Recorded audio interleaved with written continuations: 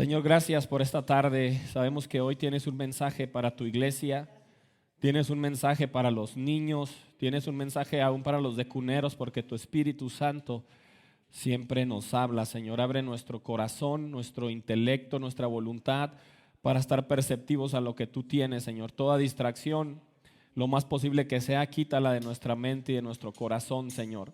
Ayúdanos a no estar distraídos para que podamos ser llenos de tu presencia, Señor, y recibir la palabra en el nombre de Jesús. Amén. A mí me gusta mucho un programa, hermanos, de historia de México. Se llama La Verdadera Historia de México, por si lo quiere ver. Bueno, es un podcast y lo escucho. Me gusta demasiado porque habla de nuestro pasado como mexicanos. Tienen muchas series, ¿verdad? Tienen desde los aztecas, la época prehispánica, la época colonial, etc. Y algo que yo puedo ver en este programa y puedo entender, por eso me gusta escucharlo, es la mentalidad del mexicano. La mayoría de aquí somos mexicanos, algunos no, tal vez el George no, el Dani, alguien más no es mexicano, el Albert y el hermano Mauricio, pero la mayoría somos mexicanos, estamos inmersos en una historia. Estamos inmersos en una cultura que siempre estamos arrastrando, independientemente si eres rico, si eres pobre, si eres blanco, si eres negro, si vives en una colonia o en otra, eres mexicano. Y tienes esa cultura en tu sangre. Y algo que yo puedo entender del mexicano es que el mexicano está casado con el fracaso. Está casado con las malas situaciones. Un mexicano te puede estar yendo muy bien, pero el día que te pasa algo malo, ahí te quedas. Y te aferras a eso porque es la cultura que tenemos y es lo que yo quiero compartir con ustedes. Y es: no te cases con el fracaso, porque el mexicano constantemente batalla con esto. Pero el mexicano es bien curioso. Cuando el mexicano vive en México es pesimista. Si le pasa algo malo ya no quiere salir de esa cosa mala. Si tiene una mala relación dice que todos son mal. Si un hombre te fue mal con un hombre, todos los hombres somos malos. Si nos fue mal con una mujer, todas las mujeres somos malas, porque así es el mexicano. Pero cuando el mexicano va hacia el otro lado, hacia Estados Unidos, hermano, hombre, ahí se convierte en otra persona. Allá el mexicano trabaja 50 horas diarias, 60, 70, pero regresas a México y trabajas 20 horas y si les gusta, si no, no vuelvo al trabajo y llegas tarde. Cambiamos de mentalidad en Estados Unidos. A veces decimos, es que en Estados Unidos es primer mundo. Sí, es primer mundo, pero aparte tienen otra mentalidad. Y a veces el mexicano, cuando se va allá, adopta la mentalidad del americano de alguna manera. Entonces te cambias el chip, eres una persona trabajadora, productiva. Incluso muchos que eran bien viciosos dejan de ser viciosos allá y regresan acá y vuelven a reventarla, a ser viciosos, a dejar de trabajar. Entonces, porque nuestro país tiene una cultura muy fuerte con el fracaso. Yo quiero compartir con ustedes esto. No es un mensaje motivacional, pero creo que es un mensaje que a veces necesitamos como iglesia, esos mensajes que van hacia nuestra mente, a cambiar el chip del cristiano, porque el momento que tú vienes a Jesús, hay una cultura que está por encima de la mexicana, que es la cultura del reino de los cielos. ¿Ok? Entonces, si tú ya vienes a esta iglesia, si tú ya conoces a Jesús, tienes que entender que eres mexicano, pero principalmente antes de ser mexicano, eres hijo de Dios y eres hijo del reino de los cielos. Y esa es la cultura que debe reinar y imperar en nuestras mentes y en nuestros corazones. Y cuando yo estaba haciendo esta predicación del fracaso, de que no te cases con el fracaso, definitivamente, y se lo platicaba un día Memo, se me vino a la mente una película que vi hace como un mes o unas 3 semanas con mi esposa, y es La Sociedad de la Nieve. ¿Alguien ya la vio? Sí les gusta ver la tele, hermano. No sé si pueden por favor poner las diapositivas que me esforcé mucho por hacer. Si las pueden poner, por favor. ¿Sí? Ahí les puse el título, La Sociedad de la Nieve, hermanos. ¿Quién ya vio esa película? Bueno, los que tienen de 40 años para arriba, hermanos, los sobrevivientes de los Andes. ¿Ya la abrieron? ¿Se acuerdan? ¿Sí? ¿No? Ok, bueno, esa película ahora sacó un remake y se llama La Sociedad de la Nieve. Es la misma historia, pero para los que nunca la han visto, que no ven tele, que siempre están orando y ayunando, se las voy a platicar rápidamente. Ok, mientras me ponen la diapositiva, que tengo como un talk cuando no me ponen mis diapositivas cuando predico. Entonces, hermanos, esa no es el título, por favor. No te cases con el fracaso, se llama la predicación. Entonces, hermanos, la película se trata de un equipo uruguayo. Si quieren, quiten la pantalla porque no va a poder hablar. de un equipo uruguayo, hermanos, de rugby. ¿Saben qué es el rugby? Parecido al fútbol americano, pero más brusco. Bueno, en el rugby, hermanos, entonces este equipo de fútbol americano, que son chavos, se acoplan y toda la cosa, van a tener que ir a jugar hacia otro país que es Chile. Estamos hablando de Sudamérica, tienes que cruzar la cordillera de los Andes para llegar a Chile. Y cuando este equipo de rugby toma el avión, por ahí al piloto del avión se le pierde el GPS, no sé si ya existía, y se le ocurre aterrizar en medio de los Andes con la nieve. Qué terrible es esto. Los Andes es una de las cordilleras más impresionantes del mundo y aterrizan y se caen ahí. Y cuando se caen ahí, mientras el avión va, ustedes los que vieron la película nueva, el avión se parte a la mitad y unos salen volando y muchos se mueren, pero parte de estas personas, que eran como 40 personas o 30 y tantas, caen ahí sin haber muerto. Lógicamente, como los que ya vieron la película, podemos ver que en esta película pues no traían ropa para tiempo de frío. Ellos iban a Chile, era verano, iban a cruzar nada más los Andes, no traían ropa para tiempo de frío. Empiezan a enfermarse, empiezan a morir de hambre. Pero lo más impresionante de todo esto es que duran casi 3 meses varados en medio de los Andes. Y la pregunta que nos hacemos la mayoría, no sé si ya encontraron las diapositivas, René, o no las van a poner. Bueno, se llama fracaso el título. Entonces, hermanos, ellos se quedan varados en medio de los Andes y lo que muchos de nosotros no entendemos cuando vemos esta película es cómo no se fueron de ese lugar durante 3 meses. Yo digo, ¿por qué no se agarraron a caminar? Yo hubiera preferido caminar y morirme en medio del camino en vez de quedarme 3 meses. Los que vieron la película se empezaron a comer los cuerpos de los muertos. Muchos que, como en Uruguay son muy católicos, muchos de ellos prefirieron no comer hasta el punto de ya casi estar muriendo de hambre. Vino una avalancha ya como al mes y casi los mata a todos.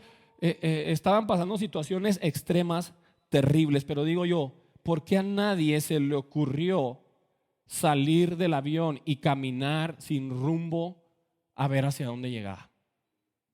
Y yo me hice esa pregunta y es algo que quise traer con ustedes esta tarde. ¿Por qué?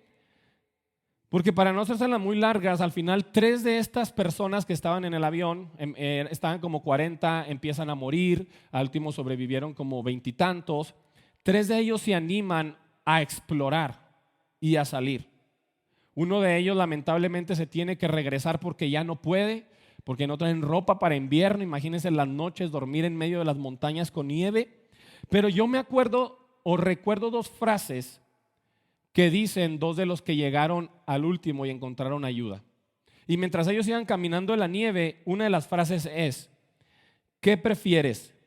¿Caminar conmigo o morir en el avión? Que salieran.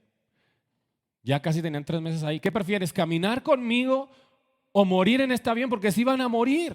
Aunque se comieran los cuerpos, se les iba a acabar los cuerpos, se les iba a acabar el alimento, iban a terminar muriendo. Y la siguiente frase, cuando ya iban avanzados y que querían regresarse, la siguiente frase es esta: yo no voy a volver. Los Andes se tienen que terminar en un momento. Esas montañas, hermanos, no eran para siempre. En algún momento ellos iban a tener que llegar a un lugar donde ya no había nieve, donde había comida, donde había ayuda y donde podían ir a rescatar a sus amigos. Y esta es la realidad, hermanos. Es que el fracaso existe. El fracaso no es una invención de nuestra imaginación. El fracaso es inminente y es una realidad para cualquiera de nosotros. Y cuando yo estaba haciendo esta predicación, busqué en una escena de la Biblia, en un cuadro de la Biblia del rey David, que viene en 1 de Samuel 30, versículos 1 al 5. Pero se lo voy a parafrasear. En esta parte de la Biblia hay una historia de David bien buena. ¿Por qué? Porque es una historia real y no quiero que pienses esa historia como un cuento de hadas. No quiero que pienses en esta historia como es una caricatura. Es algo que pasó realmente y verdaderamente y le pasó al rey David. Primeramente, entrando al contexto, el rey David, creo que la mayoría de nosotros lo conocemos, y Dios le dijo al rey David a la edad de entre 15 y 17 años: David, tú vas a ser el rey de Israel. Ese es el primer contexto que tenemos. Pero déjeme decirle algo, David duró más de 20 años huyendo después de que le dijeron que iba a ser rey. No inmediatamente, vas a ser rey, el siguiente día fue rey. Le dijeron que iba a ser rey, lo ungieron, lo bañaron en aceite y tuvo que huir por más de 15 años del rey Saúl. Entonces David, durante tantos años, cansado de estar huyendo de Saúl, de que lo quería matar, escondiéndose en cuevas, decide irse a vivir con el enemigo. Una decisión que él quiso tomar, no sé si fue buena o fue mala. Entonces, cuando él se va a vivir con el enemigo, David le prestan una ciudad para que él se establezca con sus hijos, con sus familias, con sus guerreros. Recordemos que David tenía aproximadamente 600 guerreros con él, más sus hijos, más las familias. Estamos hablando de unas 5,000 personas. Le dan una zona de Filistea para que él se establezca. Él se establece y le dicen: David, ahora que vives con nosotros, tienes que ir a pelear con nosotros. David alista su ejército, se va con los filisteos a pelear. Pero muchos de los generales del ejército filisteo no dejan que David pelee porque se nos va a traicionar. Entonces, en ese contexto es la historia que les voy a contar. David se regresa con su ejército a la ciudad que le habían prestado para vivir. Pero mientras David estaba allá queriendo pelear, ayudando a los filisteos, dice la Biblia que un campamento o un ejército de amalecitas, los hijos de Ismael, que son árabes, hijos del desierto, personas en camellos, así como la película de Alibaba y los 40 ladrones, llegan mientras David no está y se llevan a todos los niños, a las mujeres, y destruyen todo el campamento y la ciudad de David. Absolutamente todo. Y estamos hablando, y quiero que entienda que no es un cuento, estamos hablando de una persona que es el rey David, que aún no es rey, que Dios le dijo: vas a ser rey, pero aún no lo eres, está siendo perseguido y acaba de perder todo lo que tiene. Se llevaron a sus hijos, se llevaron a sus esposas, se llevaron los ganados, se llevaron a las esposas de sus amigos, y llegan a la ciudad y está todo destruido. Y quiero que partamos desde este punto. David está en el avión del fracaso en medio de los Andes. No tiene nada, lo ha perdido todo, no tiene esperanza, no tiene qué hacer. Y dice: ¿qué vamos a hacer ahora? Ahora, el avión de la película, ¿por qué quise meter esta introducción hoy en esta predicación? Para mí, el avión de la película de La Sociedad de la Nieve representa el fracaso. ¿Por qué? Porque el fracaso llega cuando menos lo esperas. El fracaso te deja varado. El fracaso hace que nuestra realidad se nuble. El fracaso hace que nosotros como seres humanos no veamos la salida. El fracaso hace que se nos vaya la esperanza, y una sensación de desánimo nos comienza a rodear. ¿Para qué? Ya no tengo nada. Ya lo hemos intentado tantas veces, ya volví a fracasar, estoy quebrado, esta persona me volvió a decepcionar, ¿para qué lo vuelvo a intentar? Yo por eso comparo este avión con el fracaso. Muchos de nosotros estamos muriendo en el avión de nuestros fracasos. Puede ser una situación económica. Lógicamente vivimos en México y la economía a veces pega duro. Por ahí dicen que ya entendimos de qué se trata la vida, era de ahorrar desde el kinder, empezar a ahorrar desde el kinder, por ahí dice, ¿no? Pues bueno, no empezamos a ahorrar desde el kinder. Otros puede que estén en el fracaso emocionalmente, están fracasados emocionales, con alguna depresión, con alguna ansiedad. Otros están fracasados en el amor. A veces los jóvenes son muy buenos para eso. Están fracasados en el amor por alguna relación, por unos cuernos, ¿sí? Por un chapulín, que hay muchos chapulines en las iglesias, chapulines colorados, o verdes, o como los quieran decir, por lo que tú quieras. Pero a veces decimos: son chavos, se les va a pasar. No, a veces como chavo te fracasas amorosamente y duras años, así. Puedes estar en un tropiezo, decías: ya no voy a volver a hacer eso, no voy a volver a caer en este hábito, en estas mañas, y lo volviste a hacer. Un mal hábito. Una familia a punto de desintegrarse puede ser un fracaso por el que hoy estás pasando y no te has podido levantar. y muchas cosas más que a veces nos pasan como seres humanos y como mexicanos, pero el mexicano tiene eso que se aferra al fracaso. Y parece, hermano, que cuando estamos en ese avión el mundo se derrumba y nunca podremos salir de ahí. Y así está David. Imagínate llegar y, pues no vamos a pelear, vámonos a volvernos a la casa, ya me están esperando con mis frijolitos, mi esposa. Y llegan, todo quemado, no están sus esposas, todo el ganado muerto. Esa es la visión que en ese momento tiene David frente a sus ojos. Y de repente vemos en este mismo pasaje, y ahí sí quiero ya que vayamos a la escritura, en el versículo 6 de 1 de Samuel 30, dice: David ahora se encontraba en gran peligro, porque todos sus hombres estaban muy resentidos por haber perdido a sus hijos y a sus hijas. Hasta yo lo hubiera querido matar. Y comenzaron a hablar acerca de apedrearlo. Pero fíjese esta frase: pero David encontró sus fuerzas en el Señor su Dios. Está en medio del avión, está enfrente del fracaso, está enfrente de la destrucción, está en medio de la desolación, pero David en medio de todo esto encuentra sus fuerzas en el Señor. David puede quedarse ahí. David puede decir: ¿ya qué hago? ¿Ya qué puedo hacer con esto? No puedo perseguir a los amalecitas porque ya llevan días de camino. Mis hombres están enojados conmigo, está a punto de, me quieren matar, me quieren apedrear, ya perdí todo, mis hombres están furiosos. Es mejor que me quede aquí. Vuelvo a conseguirme otra mujer, vuelvo a tener hijos, vuelvo a conseguir otro ejército, me voy con el rey de los filisteos y me hago amigo de él y se acabó el cuento. Pero David, en lugar de quedarse en ese lugar, en lugar de quedarse casado con el fracaso, dice: yo encuentro mis fuerzas en Dios. Y algo tienes que entender, iglesia, esta tarde, sea para asuntos espirituales, para asuntos económicos, para asuntos de lo que tú quieras. Tienes que entender que es más peligroso quedarte donde estás que avanzar hacia lo desconocido. Tienes que entender que a veces es más peligroso quedarte donde estás. Ya estoy así, aquí me voy a quedar. Estás en el punto más vulnerable y más peligroso para no volver a salir de ese hoyo. Que decir: voy a avanzar, voy a darle hacia allá, porque yo confío en Dios y voy a avanzar hacia lo desconocido.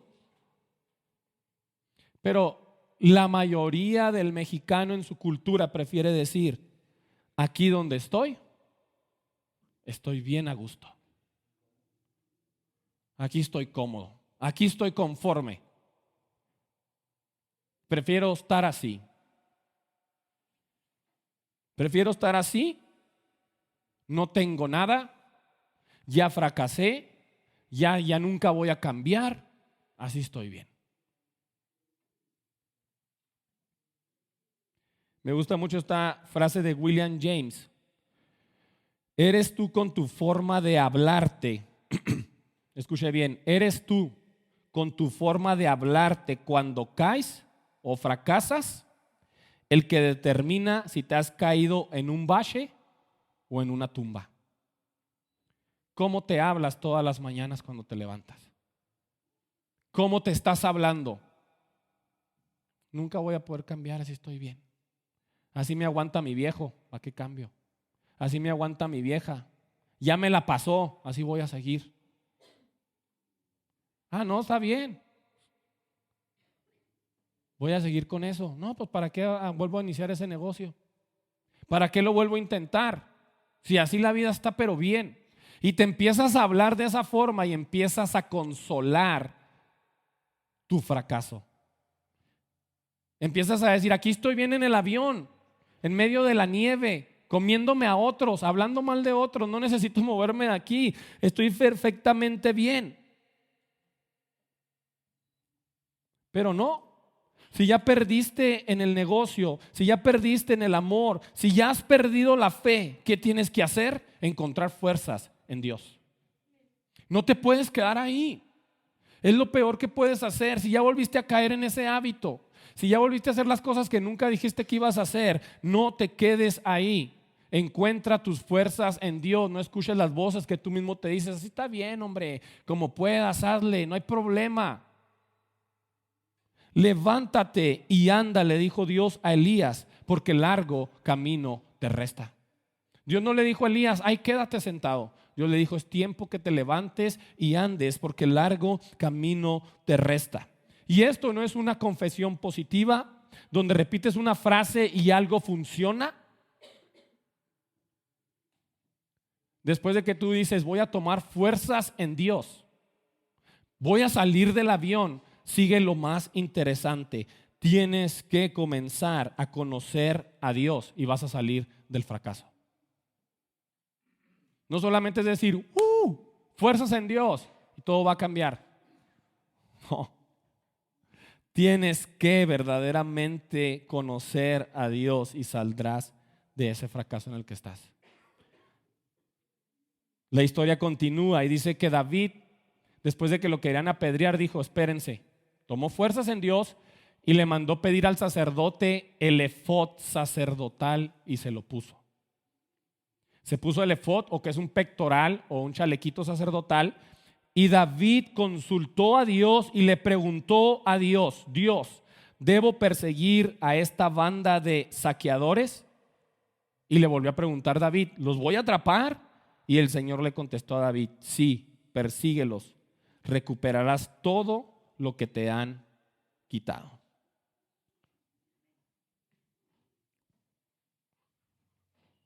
David no se emocionó. David tomó fuerzas, consultó a Dios porque conocía a Dios y Dios le dijo, ve, porque yo te voy a devolver todo lo que has perdido.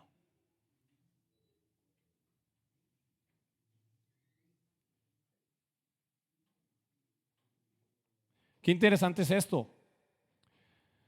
¿Por qué? Porque cuando conocemos a Dios, tomamos fuerzas en Dios y sabemos que ya las cosas no las voy a hacer yo solo. Tomamos esta función que hizo David. David se pone el efod de sacerdote y David sabía que Dios estaba con él. Y algo que podemos aprender en este punto es: necesitas convertirte en un sacerdote. ¿Qué funciones tiene un sacerdote? Lo hemos estado viendo los miércoles en el curso de Levítico. Un sacerdote conoce a Dios. Tienes que conocer la palabra de Dios.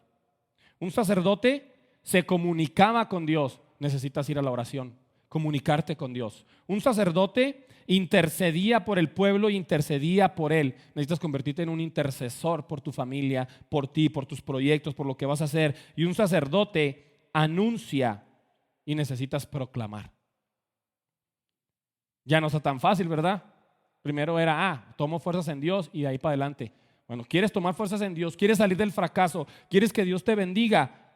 Ve a la palabra, ve a la oración, ve a la intercesión y ve a la proclamación.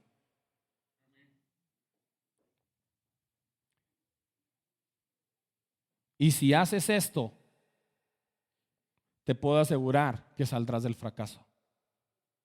Dice la historia que después de que Dios le dijo esto, te voy a dar la victoria, vas a recuperar todo lo que has perdido. Alistó a sus hombres, que eran 600, comenzaron a marchas forzadas, caminar y caminar. Dice que algunos de ellos se agotaron tanto que se quedaron en el camino. 200 de ellos se quedaron en el camino.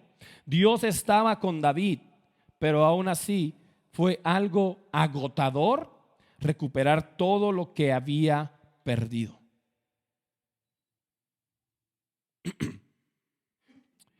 El éxito o fracaso depende de qué tan consciente eres de todo lo que tendrás que pasar para llegar al otro lado. Y es que en el mexicano hay tanta inconsciencia. Está bien fácil. Quiero una casa, está bien fácil. No está fácil. No eres consciente. Voy a formar un hogar estable.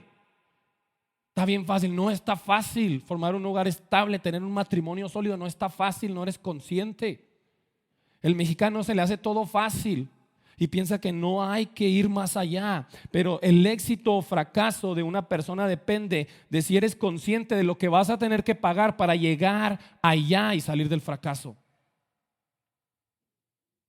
Quiero que pongan una gráfica, por favor. La primera, René. Igual si son dos, igual le digo si es esa. La otra, por favor. Esto es lo que piensa un mexicano. Tengo que trabajar duro, y lo decíamos la predicación antepasada que yo prediqué. El mexicano trabaja como burro. Tengo que trabajar duro y su expectativa es puro para arriba y voy a trabajar y voy a ser exitoso. No. La vida no se trata de solamente trabajar duro para llegar a cumplir las cosas. Y esta es la mentalidad de un mexicano. Pero vamos a ver la mentalidad de una persona consciente y realista. Por la siguiente gráfica. Trabajo duro y vas a enfrentar problemas. ¿Quieres ser cristiano? Vas a enfrentar problemas. ¿Quieres una buena familia estable? Vas a enfrentar problemas. ¿Quieres un negocio exitoso? Va a haber problemas. Hay cambios también. No, está bien fácil. Voy a tener una casa, nomás ahorro. Y de repente te enfermaste y los 50,000 que tenías ahorrados se te acabaron. Porque hubo un cambio. No, y está bien fácil, voy a comprarme un bajo de 50,000 pesos. Y de repente se te acabaron las 4 llantas del carro y tuviste que quitar el dinero a eso. Hay cambios en la vida. Hay fallas, no eres perfecto. El cristianismo no es un camino de perfección. Fallamos, caemos, los negocios fallan, las relaciones fallan. Vuelve a haber cambios, y después de que hay cambios hay obstáculos. Ya no fallaste, ya no hay cambios, estás trabajando duro, ya no hay problemas. Perdone. Pero ahora hay un obstáculo.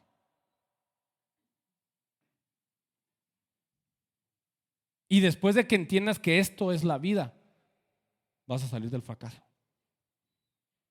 Vas a cumplirlo porque Dios está contigo. Pero a veces no somos conscientes de todo lo que tenemos que atravesar, a pesar de ser hijos de Dios, a pesar de ser cristianos, a pesar de que Dios está con nosotros. Todo esto también lo tenemos que atravesar. Dice por ahí un productor de cine muy famoso que se llama Guillermo del Toro: vivimos nuestra vida buscando la ruta más corta, el espacio de estacionamiento más cercano. Mi esposa se enoja mucho que yo me estaciono lo más lejos posible.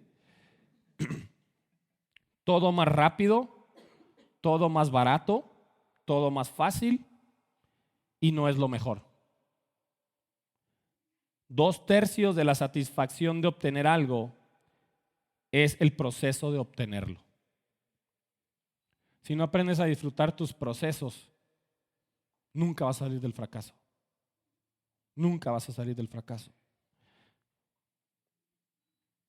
Le voy a pedir, por favor, que pase Israel con el piano, por favor.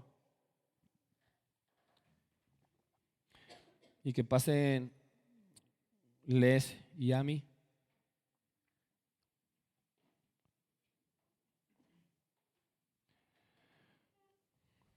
El pueblo de Israel, los que también conocen la historia de Israel, es un pueblo que ha tenido tantos fracasos, tantos. Yo creo ha sido mucho más atacado, ha sido mucho más destruido, más humillado que el pueblo mexicano. Pero ahora, si usted ve la ciudad de Israel o el país de Israel, que fue refundado como por 1942, si no me equivoco, después de la Segunda Guerra Mundial, el 48, no tiene comparación a México. Es un país primermundista. Es un país de gente exitosa. Los judíos son exitosos en todo el mundo. ¿Por qué?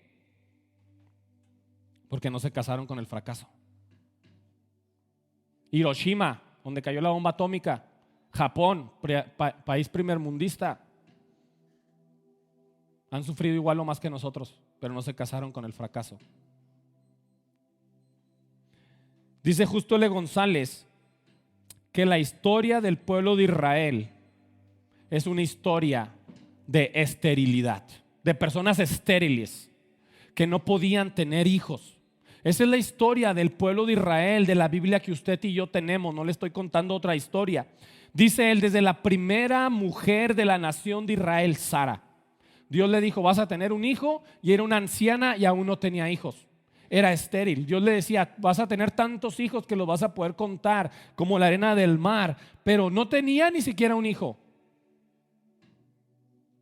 Pero por intervención divina, Sara concibe y dio a luz a un hijo. Rebeca, la esposa de Isaac, también era estéril. Isaac oró y Rebeca tuvo 2 hijos.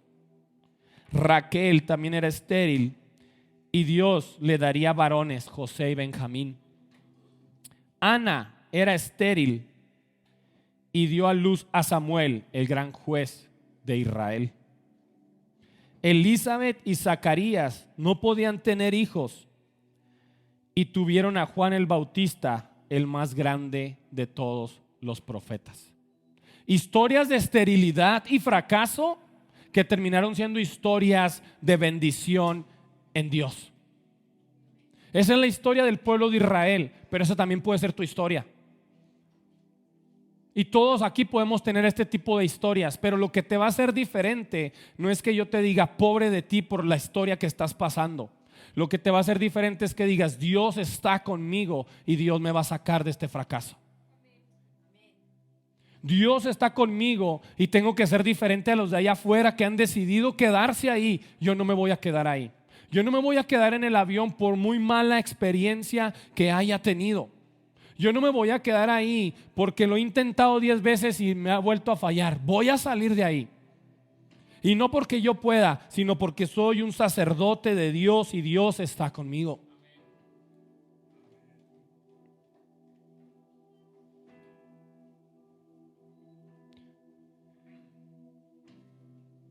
Lo que tú ves como un fracaso, Dios lo ve como una gran historia si le crees a Él. Lo que tú todos los días te levantas y está ahí en tu mente como un fracaso, Dios ya no lo ve así.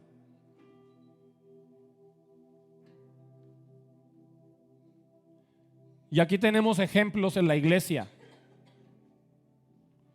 Para mí, la hermana Tommy viene con un andador. La hermana Eunice cada semana lucha con su Parkinson. Hoy la mamá de Albert no nos ha podido acompañar. La mamá de Albert viene en silla de ruedas. Son personas que no se han casado con el fracaso. No todo se trata de dinero. El venir a pesar de un andador. Los miércoles, aquí está la hermana. Ayer fue con nosotros al asilo de ancianos. Ella dijo, yo no me voy a quedar en el fracaso. Yo voy a venir a la casa de Dios. La hermana Eunice, los que la han visitado, su lucha cada semana es tremenda. Pero aquí está. Ahorita yo fui por ella y ya venía caminando para la iglesia. No todo se trata de un negocio. A veces hay micro fracasos que te tienen así. Hay muchas historias aquí que podemos contar de personas que aman tanto a Dios que no se han casado con el fracaso. Pero más que historias de nosotros, siempre me encanta ir a los nombres de Dios en el Antiguo Testamento, porque cada nombre de Dios describe alguna experiencia que el pueblo pasó con Dios y por eso le pusieron ese nombre para describir a Dios. No es que Dios dijo, yo soy Jehová Nisi, yo soy Jehová Jireh. El pueblo le puso ese nombre descriptivo a Dios porque Dios se les manifestó y los sacó del fracaso en alguna situación que estaban pasando. Hay tantos nombres de Dios y ninguno de los nombres de Dios significa derrota. ¿O acaso Jehová Nisi es Jehová el que siempre está endeudado? ¿Acaso Jehová Rafa es Jehová el enfermo? Todos los nombres de Dios nos llevan a entender que tenemos un Dios de victoria, un Dios que está con nosotros y un Dios que nos quiere sacar adelante. Esos son los nombres de Dios. Pero a veces, como no lo conocemos, nos miramos a nosotros y escuchamos nuestras voces y miramos nuestros fracasos y estamos en medio del avión sin salir de él. Ninguno de los nombres del Dios en el que tú crees representa fracaso.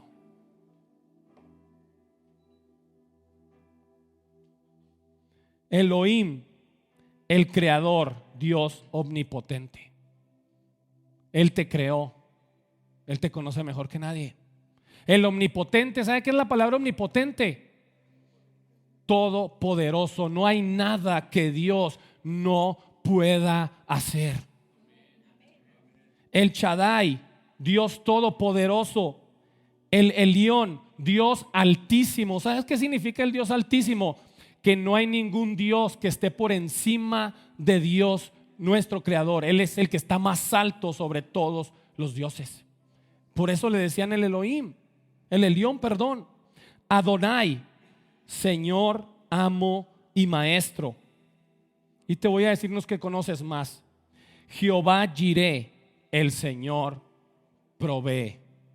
Y cuando dice el Señor provee, es que Él te puede proveer todo lo que tú necesitas, pero has dejado de conocerlo. Jehová Rafa, Él es mi sanador. ¿Necesitas sanidad?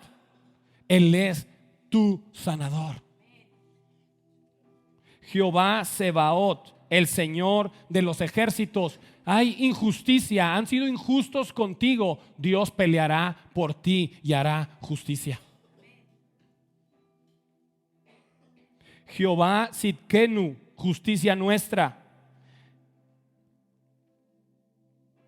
Me gustaría que allí en tu lugar medites en los nombres de Dios, medites en tu fracaso, medites hacia dónde quieres llegar y le digas: Señor, quiero conocerte, quiero conocerte, quiero salir de ese fracaso, pero no por mis fuerzas, sino que tú estés conmigo, Dios.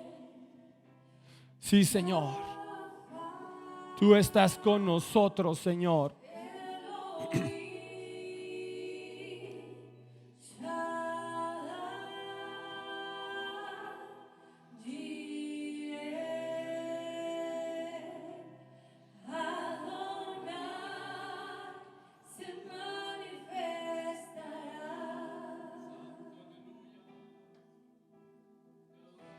Gracias, Señor.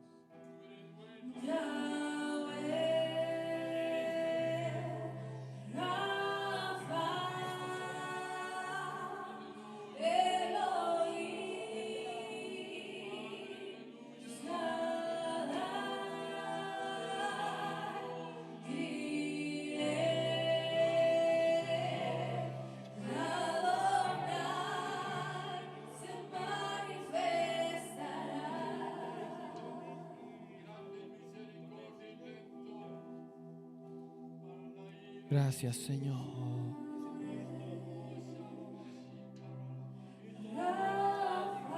Tú no conoces derrotas, Señor.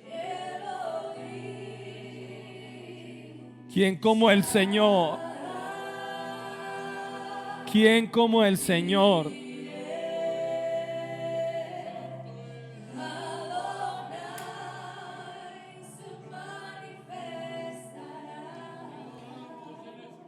Y hay un nombre más del Señor Jesús. Hay un nombre más de Dios que describe la Biblia y es Jehová Nisi. Jehová es mi bandera o mi estandarte. Y me encanta este nombre porque la primera vez que se le llama a Jehová, Jehová Nisi, es cuando Moisés está en un monte y van a pelear justamente contra los amalecitas.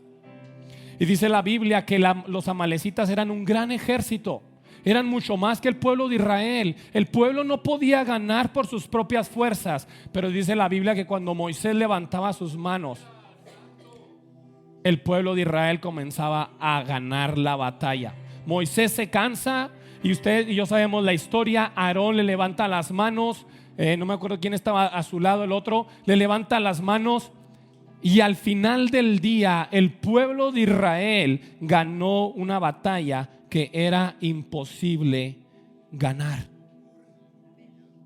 Gracias, hermano. Y quiero que vayan y lean conmigo, esta es la palabra, si lo puedes poner por favor, René. Éxodo 17, versículo 14. Después de que ellos ganan una batalla imposible de ganar, Moisés hace lo siguiente. Después de la victoria, el Señor dio a Moisés las siguientes instrucciones: escribe esto en un rollo para que sea un recuerdo perpetuo y léelo en voz alta a Josué.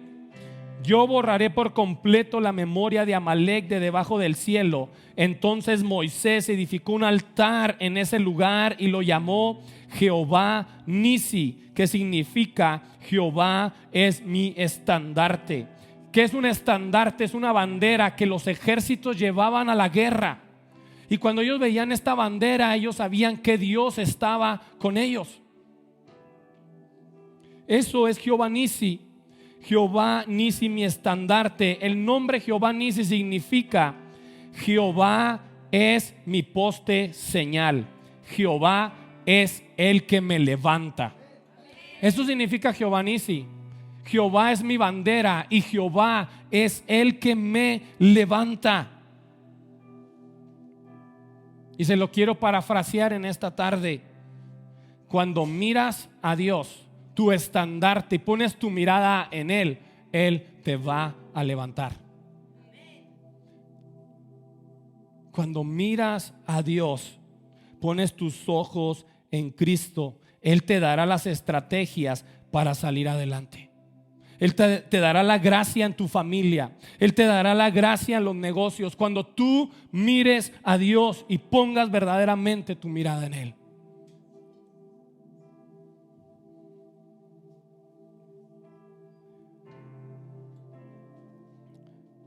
Me gustaría que fuéramos terminando, que fuéramos cerrando,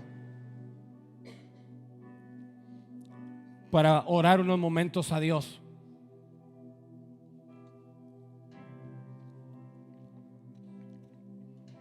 La realidad del fracaso es palpable. Sería un error predicarte de que el fracaso no existe. El fracaso es duro. El fracaso es muy duro, hermanos. Pero no te puedes quedar ahí. No puedes quedarte en ese lugar para siempre. Muchos pensamos que Dios no tiene algo bueno para nosotros. Yo soy una persona que he batallado tanto con esa mentalidad de pensar que Dios no tiene algo bueno para mí. Y nos hemos casado con la mentalidad de fracaso. Siempre me tiene que estar yendo mal. Siempre tengo que estar mal. Siempre algo malo me tiene que pasar. Esa mentalidad tampoco es buena. Esa mentalidad también la tenemos que erradicar de nuestro corazón, porque el fracaso no determina lo que tú eres. No lo determina. Todos hemos fracasado alguna vez y eso no determina quién eres tú. Un fracaso económico no determina tu ruina financiera. Un fracaso en una relación no determina que siempre vas a fracasar en el amor y que nunca podrás formar una familia. Un fracaso en un negocio no determina que nunca tendrás éxito en un negocio. Una familia disfuncional no significa que tú también vas a tener que tener una familia disfuncional.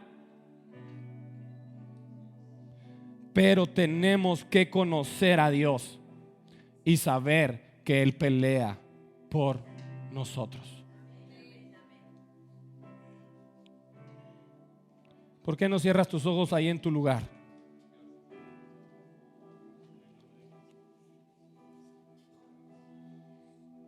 Gracias, Señor.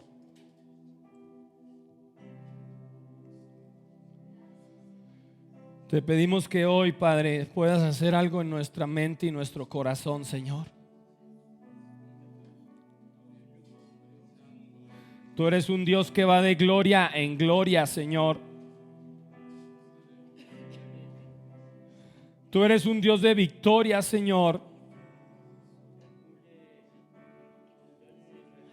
Si hay personas aquí que pasaron por un mal momento el año pasado, si hay personas que acaban de pasar por una situación complicada este año, Señor, que eso no determine su futuro, que eso no determine su familia, que eso no determine su economía, Señor, que eso no lo determine, Dios.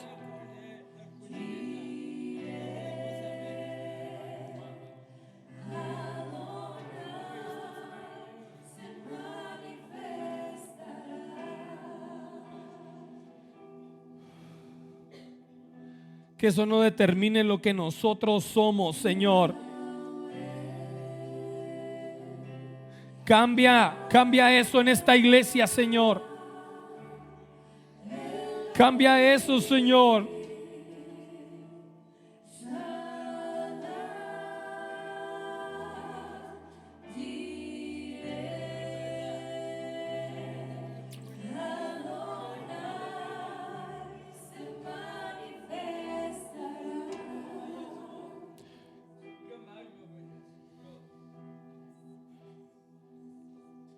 ¿Por qué no nos ponemos de pie, iglesia?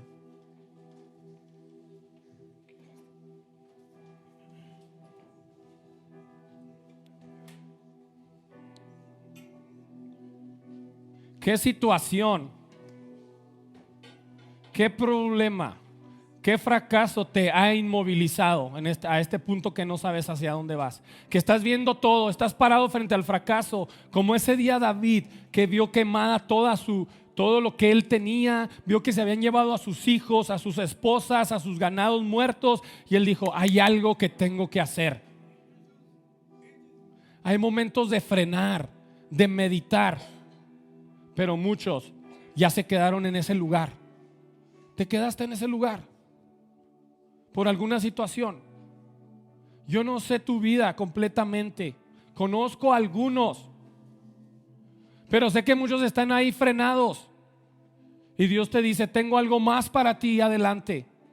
Aún no he terminado contigo. Es más, me voy a ir hasta asuntos tan sencillos como: dejaste a medias una carrera. Es más, no has terminado la secundaria y lo dejaste a medias. Tan asuntos como esos, Dios está interesado que los culmines. Porque no todo se trata de un mundo espiritual, también vivimos en un mundo real. No nomás me voy a ir a negocios, le digo: dejaste a la mitad una carrera, siempre quisiste estudiar algo y no lo hiciste, puedes hacerlo,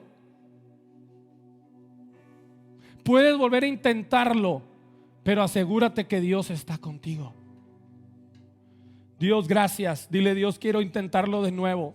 Si hay alguien aquí que quiera salir de ese estancamiento en el que está, si hay alguien que quiera que Dios lo saque de ese lugar, dile: Dios, te necesito.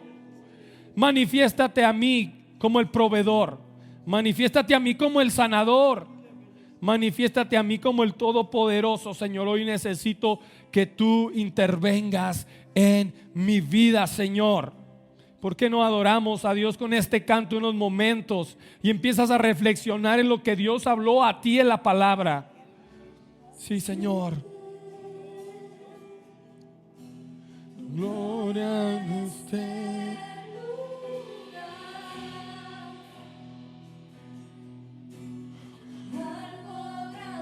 Dios quiere hacer algo con nosotros. Dios quiere hacer algo en esta tarde con nosotros. Tú lo quieres hacer, Señor. Hazlo, Señor Jesús. Hazlo, Señor Jesús. Empieza a tratar con los corazones, Señor, con las mentes, Señor, de las personas. Obra, Espíritu Santo, obra, Señor. Sácalos del fracaso, Señor. Sácalos del fracaso, Señor, en el que están sumergidos. Sácalos, Señor. Manifiéstate a nosotros, Señor. Sácanos del fracaso, Señor. Sácanos del fracaso, Señor, en el que estamos, Jesús. Oh.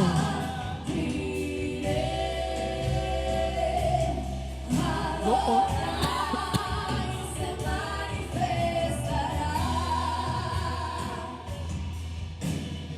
Oh, gracias, Señor.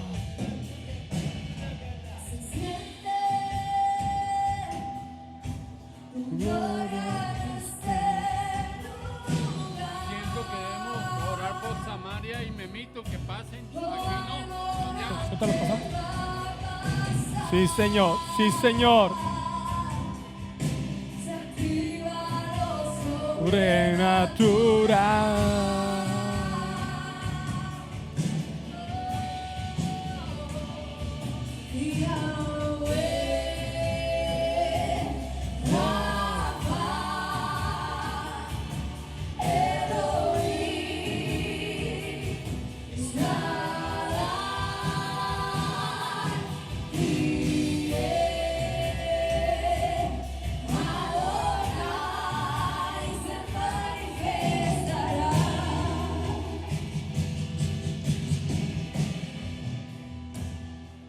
¿Por qué traigo esta predicación a la iglesia?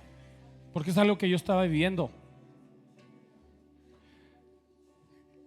Para ser exactos, a partir del 13-12 de noviembre, no se me olvida, empezaron a suceder tantas cosas en nuestra familia, malas, injusticias financieras, problemas con el automóvil, problemas económicos.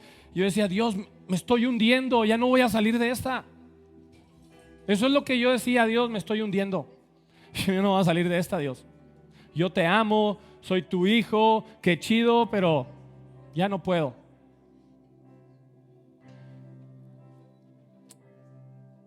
Y de repente, yo me acuerdo que estábamos comiendo en la casa.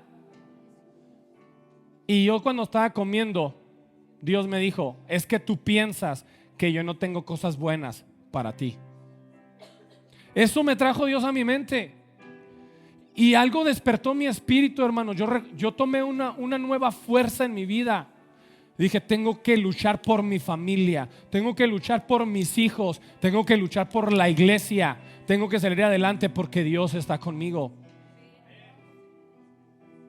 Muchos de ustedes están así, ya de esta ya no salgo, cada año es la misma y es mi misma historia de fracaso. Hoy puede ser una noche especial para ti, una tarde especial para ti, porque Dios tiene algo bueno para tu vida. Yo quiero orar por aquellas personas que se sienten de esta manera. Yo me abro como pastor, que yo me sentí así. Es que nunca tienes nada bueno para mí, Dios.